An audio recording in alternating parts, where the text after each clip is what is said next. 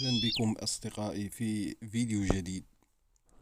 كما ذكرنا في السابق فطائر البندق أو الهجين الحسون هو حاصل تزاوج بين ذكر الحسون وأنثى الكناري، وهذا الطائر مثل باقي الأنواع المهجنة من الحيوانات يعد عاقرا وغير قادر على الإنجاب، مع أنه لا يختلف عن جميع الكائنات الحية من حيث الغريزة الجنسية، وهو في هذا يشبه باقي الطيور المغردة، بحيث تجده في موسم التزاوج في حالة من الهيجان والتغريد المتواصلة وفتح أجنحته عند التغريد، وعنده استعداد للتزاوج مع أنثى الكناري، لكن العملية لا تؤتي أي ثمار كما ذكرت.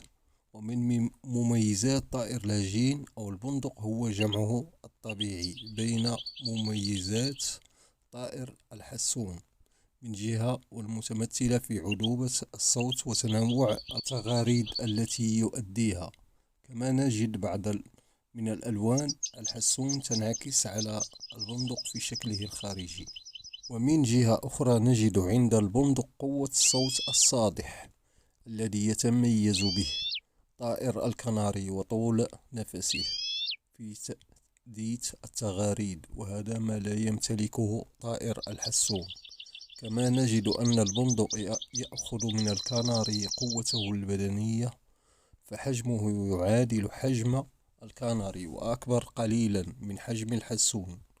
ويبدو أن هجين الحسون هذا يأخذ لنفسه من كلا النوعين، أي الحسون والكناري أفضل ما لديهما، لكن تبقى هذه المميزات حكرا على ذكر البندق من حيث القدرة على التغريد وتنوعه بعكس الأنثى.